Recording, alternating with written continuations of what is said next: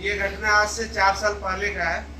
पटना के विश्वमान टावर के 12वें तल पर एक सेमिनार का आयोजन किया गया था, जिसमें लगभग बिहार के सभी यूनिवर्सिटीज और कॉलेज स्कूल के लोग पार्टिसिपेट किए थे। संयोग से मुझे भी उसमें पार्टिसिपेट करने का मौका मिला था। तो उस पूरे सेमिनार का एक घटना है कि आपका नालंदा यूनिवर्सिटी जो है उसके जो चीफ हैं वह जब मंच पर आए तो उन्होंने आकर सीधा सीधी एक लाइन बोला कि अभी जो पटना डूबी हुई है इसमें आप लोगों का पूरा दोष है। उस समय पटना में पानी भरा हुआ था, उस साल बारिश हुई थी, काफी पानी भरा हुआ था पटना में। इसमें सिर्फ और सिर्फ आप लोगों का दोष है। पूरे हॉल शिक्षकों से भरा हुआ था, यानी कि नीचे लेवल से लेकर ऊपर लेवल के शिक्षक संस्थान के बहुत सारे शिक्षक, 4 से 5 शिक्षक थे। सभी हतप्रद रह गए। कुछ ने अपोज भी किया कि सर पटना में पानी भर गया, इसमें शिक्षकों का कैसा दोष है? बोला 100% आपका दोष है। आपने वैसा विद्यार्थी नहीं तैयार किया, वैसा स्टूडेंट नहीं तैयार किया, वैसा इंजीनियर नहीं तैयार किया जो सही सही इस पानी को निकासी के लिए प्लानिंग कर सके। गलती वहां से हुई, उन्होंने आपके पढ़ाई के मूल्यों को यहाँ जमीन पर नहीं उतारा। जहाँ पे डाउन है वहां भी उन्होंने 4 फीट गड्ढा करवा दिया, जहाँ अप है जमीन वहां भी उन्होंने 4 फीट गड्ढा करवा दिया। नतीजा हुआ आज पटना डूबा हुआ। तो इस बात से हमको उस दिन ये सीख मिला कि हम लोग जो भी कर रहे हैं उसके मूल्य के परिणाम को बिना देखे डिलीवर कर रहे हैं। अगर हम अपने विद्यार्थी को उस समय उस मूल्य के बारे में बताए होते तो वो एक अच्छा इंजीनियर होता और वह पानी के निकासी का व्यवस्था अच्छी तरह से करता और पटना नहीं डूबता।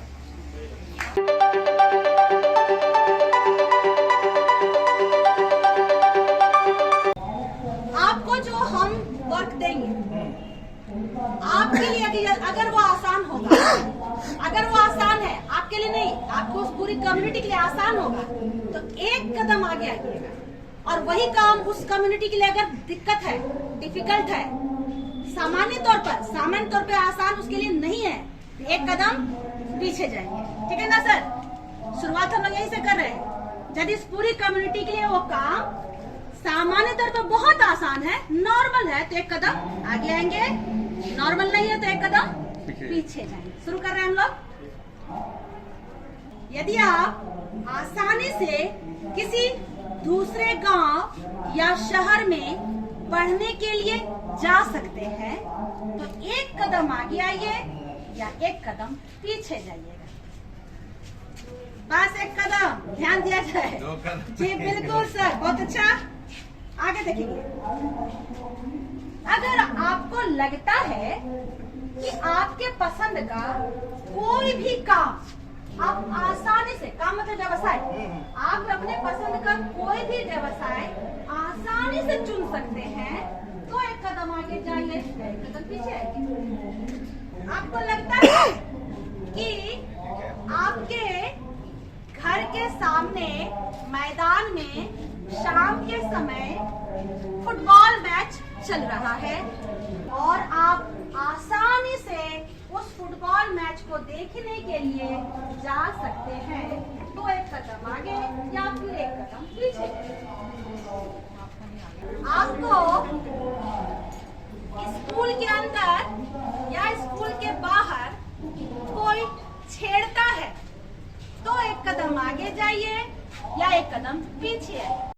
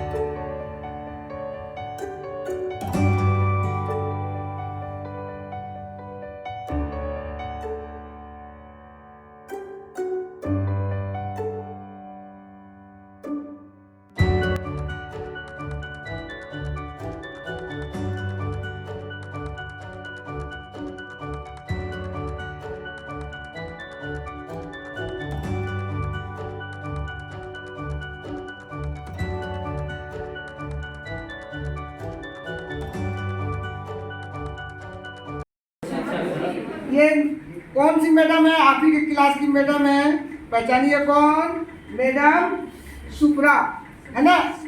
शुभश्री मैडम है।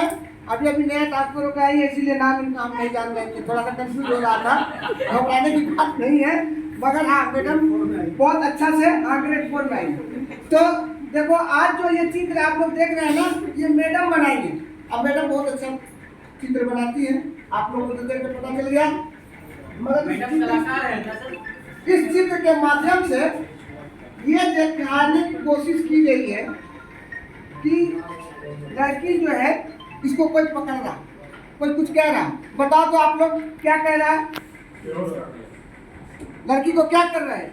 मुंह बंद है, मगर इसको कोई जबरदस्ती मुंह बंद किया हुआ है ना? चुप रहो, है ना? कुछ मत कहो।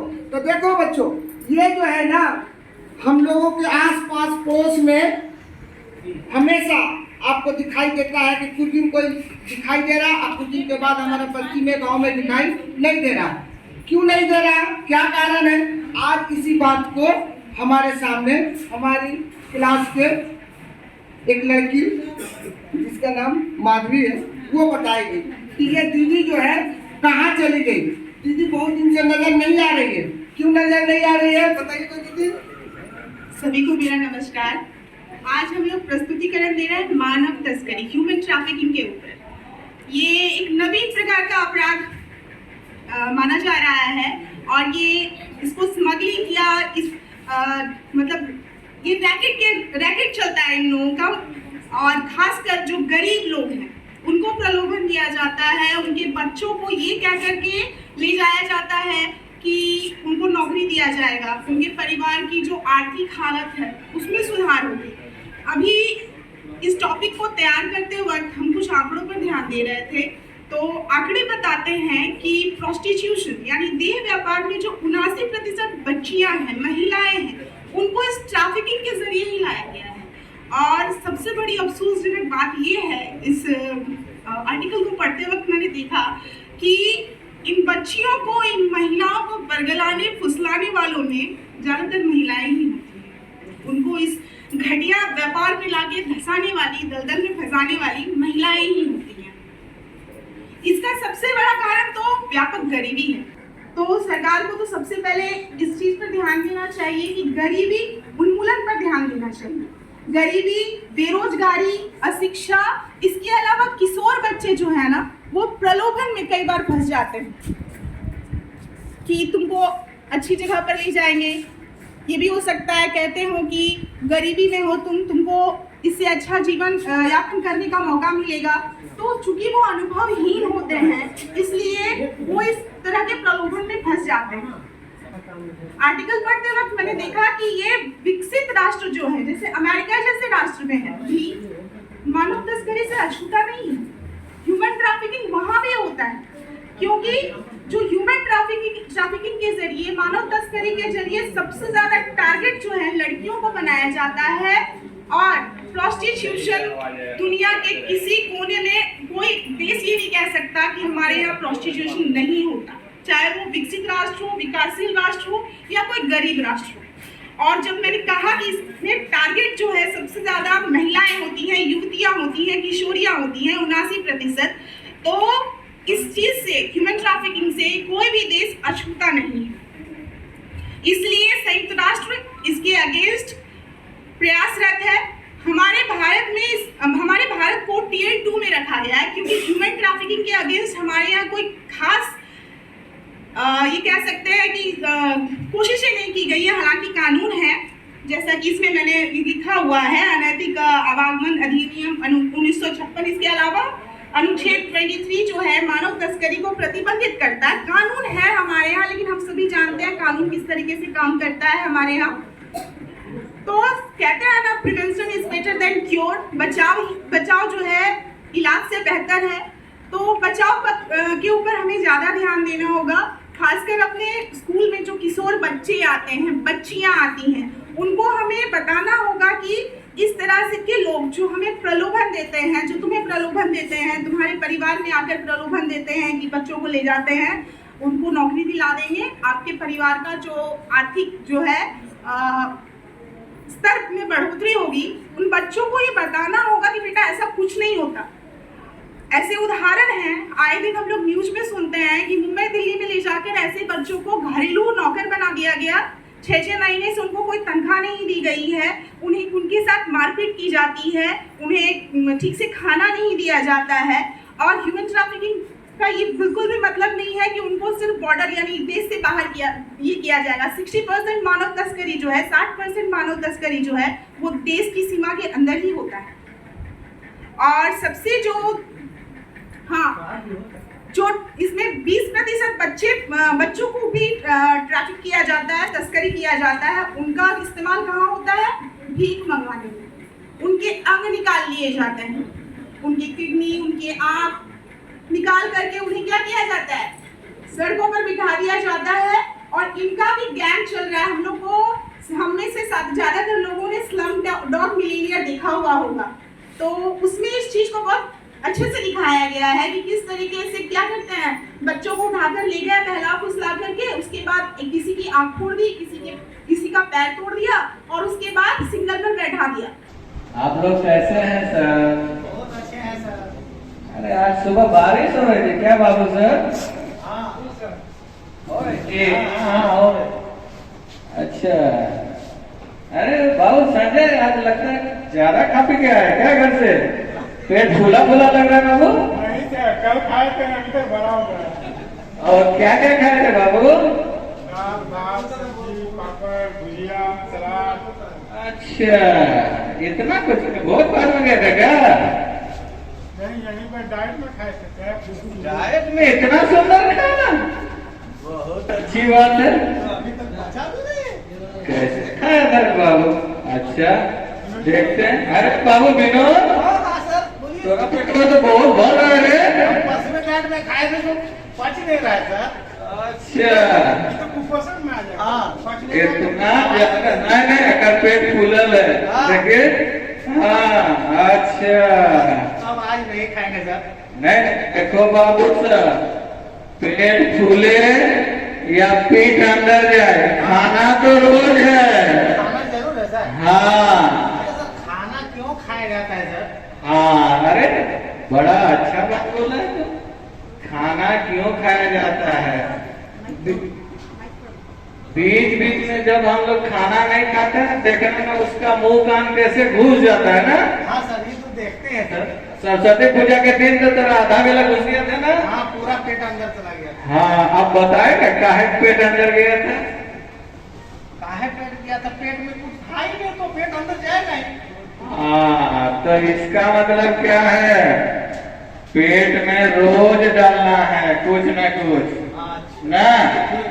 तो इसका क्या, तो क्या कुछ भी डालेगा क्या?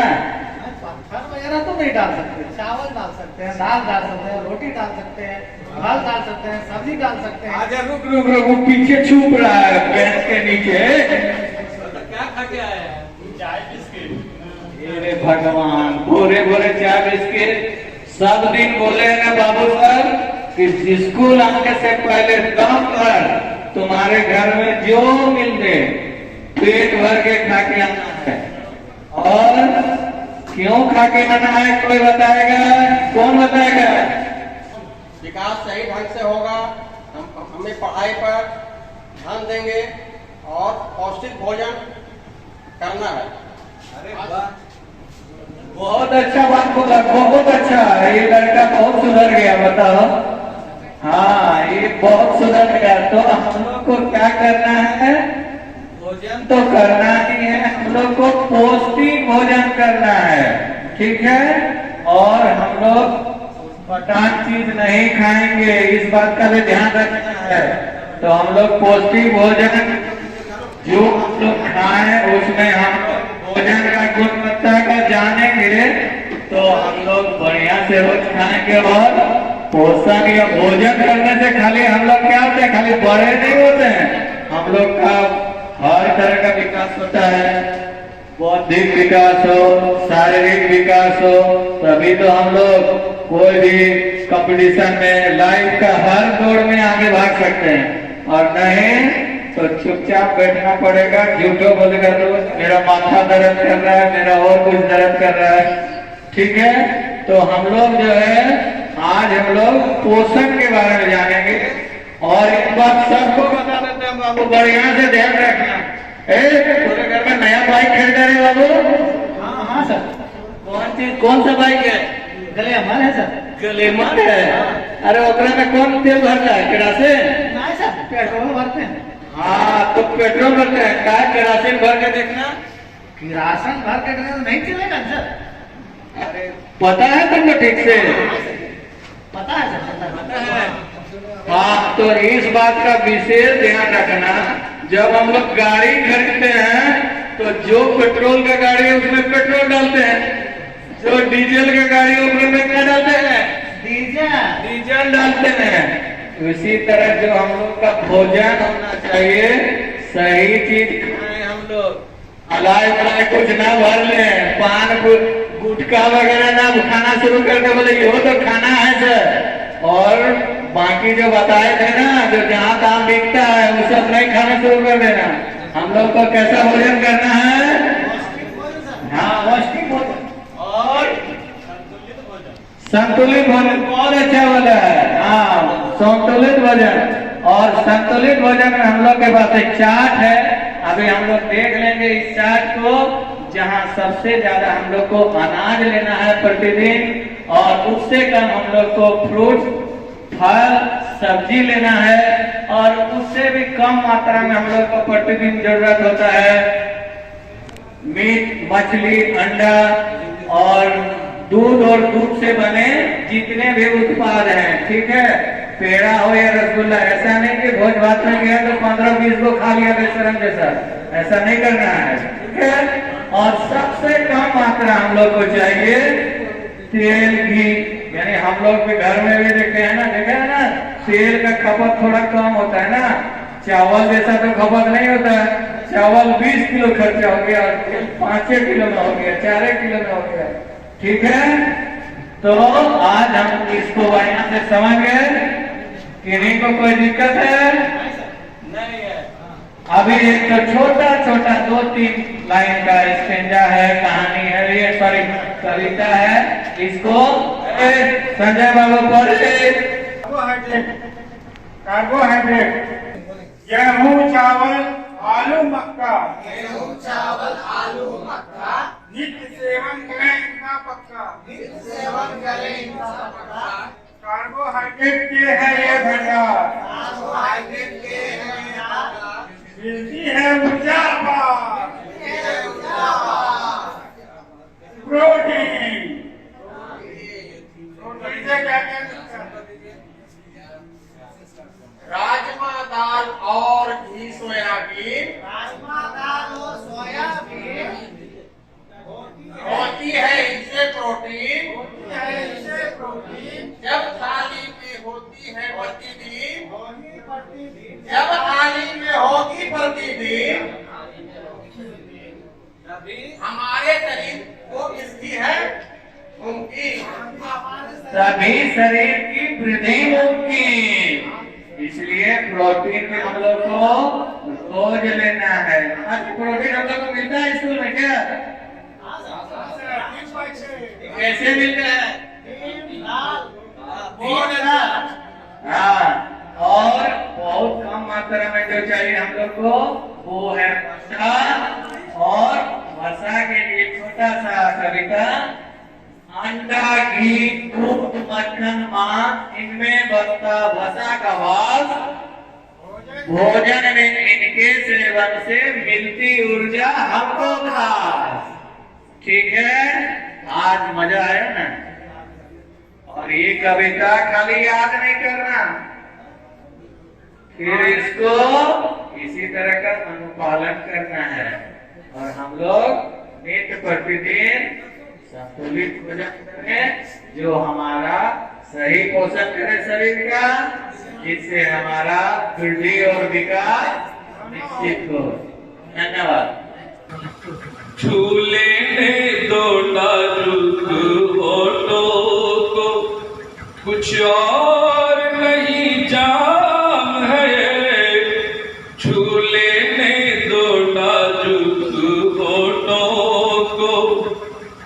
और नहीं जाम है, कुदरत ने बख्शा है जो, वो सबसे हंसी इनाम है।